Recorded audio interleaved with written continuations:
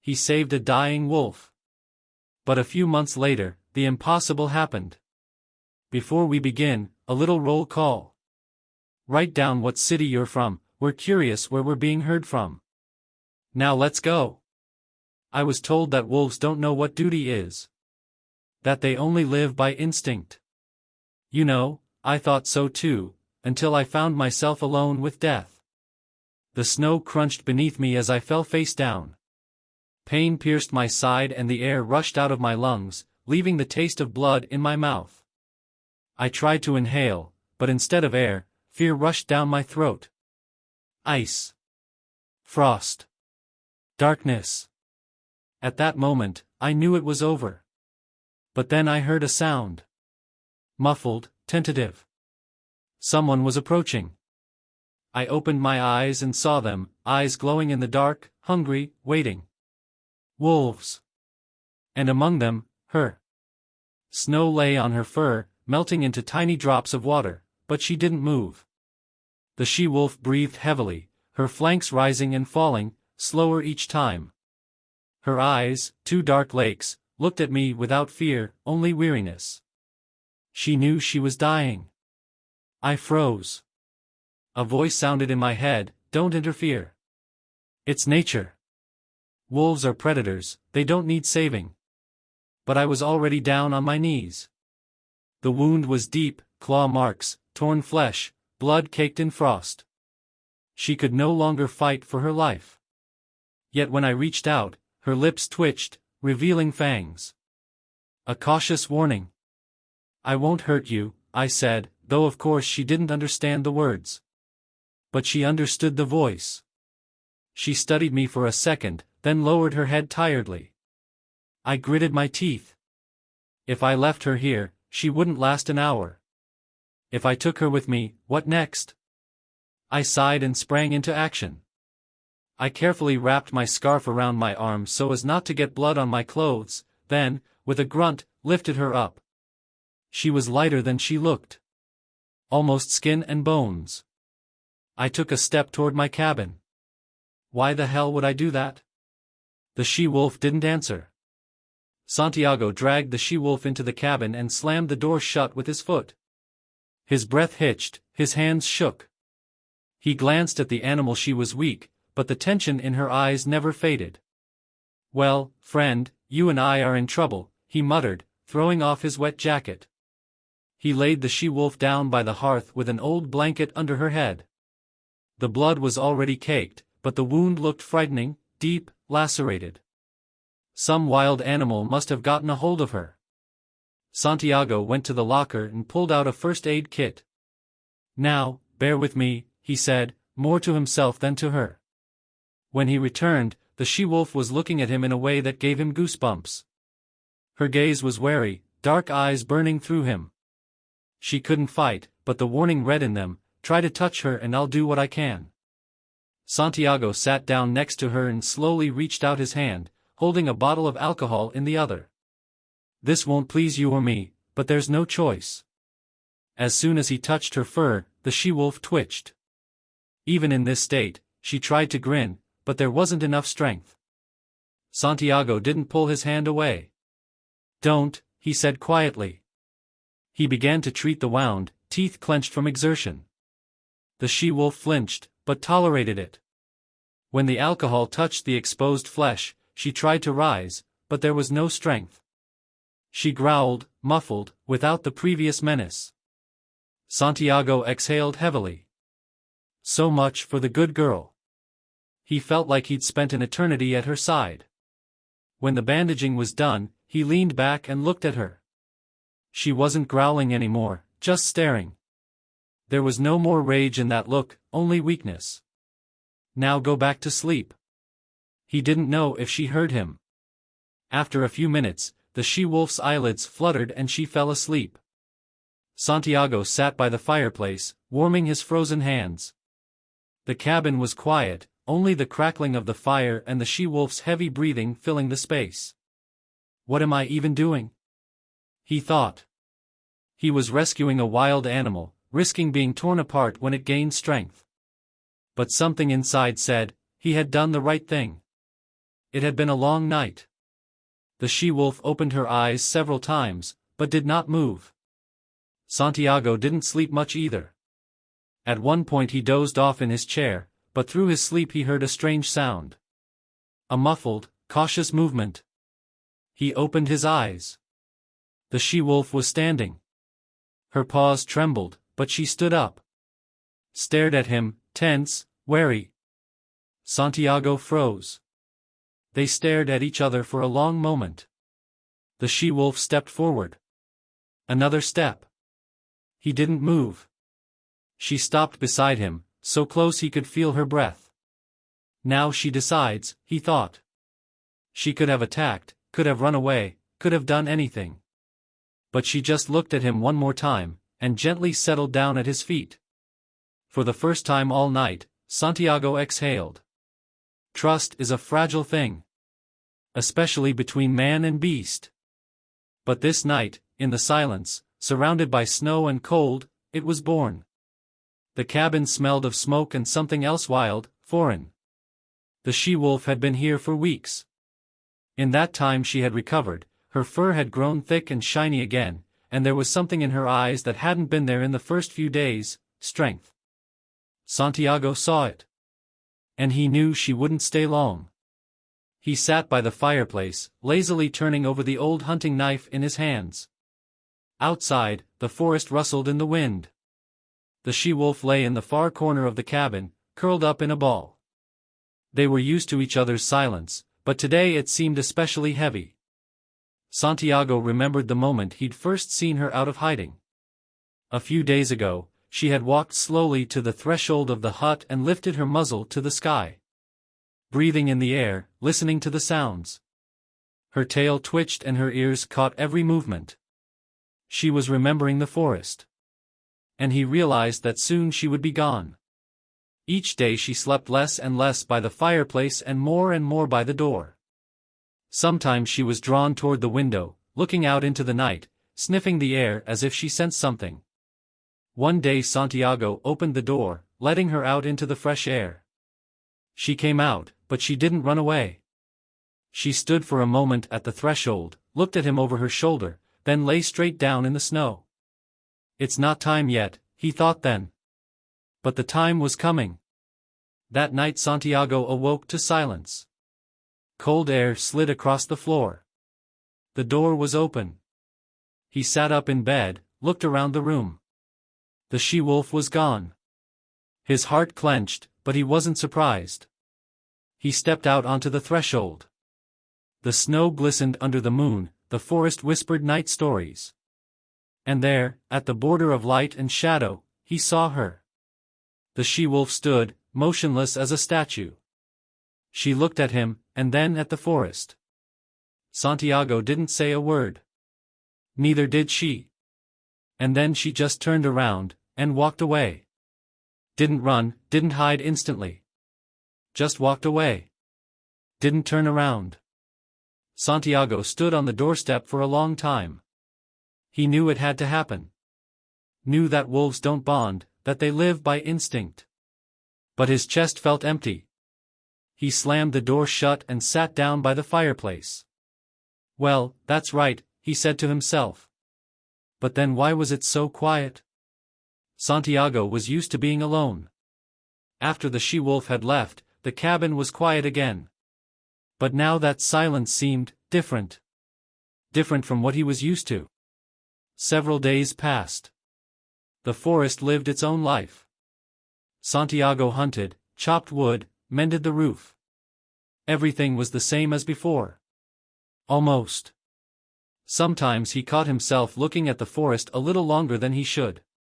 Like he was waiting for something. For someone. Bullshit, he brushed it off. But somewhere in the back of his mind. One day, when he went out to get wood, something changed. At first it was a sensation, slight, barely perceptible. As if someone was watching. He stopped. Silence. Only the snow crunched beneath his feet as he took another step. But the feeling didn't go away. He turned around. The forest was empty. But Santiago knew, he was not alone here. He continued on his way, trying to ignore it.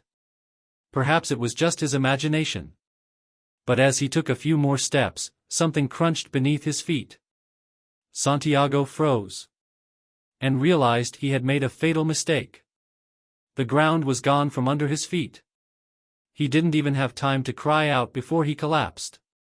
A sharp blow. Pain. Darkness. When he came to, the air was soaked with cold and blood. He was in a pit. A deep one. Its walls were slippery with ice, and at the bottom lay the remains of bones. A poacher's trap. This is how a lonely old man dies in the woods, he thought grimly, trying to move. Pain pierced his side. Getting out of here alone was impossible. He closed his eyes, exhaling a cloud of vapor. So this is it, then? Alone, among the trees, in the cold, no chance. He felt nauseous at his own powerlessness. But then he heard. Light. Almost inaudible. A rustle. Shadows over the pit. Eyes. Wolves. Eyes staring down from above, cold, unblinking. Santiago froze, trying not to make any sudden movements. Breath came out of his lungs with difficulty, and every movement was echoed by a sharp pain in his side. He realized that now his fate did not depend on him. A pack of wolves. Not just one pair of eyes. Many. Their fur silvery in the moonlight, claws clinging to the ice, breath-raising vapor in the frosty air. They don't move. Only watch. Santiago knew that if they decided he was prey, this would be his last night. But then. A step. And another. Out of the shadows, she emerges. The she-wolf. The same one. She came closer, looking down from above. And there was no malice in her eyes. There was no hunger. Just, something else. Santiago couldn't find the words for it. He stared at her and didn't know what to say. Did you come to watch me die? He wanted to ask. But he didn't. Because she was already taking a step back. And the rest of the pack behind her. The she-wolf didn't leave. She turned her head and looked at one of the wolves. It raised its ears, took a few steps, and jumped into the hole. Santiago didn't have time to be frightened. The wolf did not attack. It just stood nearby, breathing slightly, tense but not hostile. Then a second one. A third. Santiago's heart pounded frantically. They had surrounded him. But not to attack. And then they began to act. The wolves pushed, clawed at the ice, but they climbed higher and higher. They worked together, pulling each other up. And when they reached the edge, the she-wolf was the first to pull forward, stretching her muzzle toward Santiago. And he realized. They were pulling him out.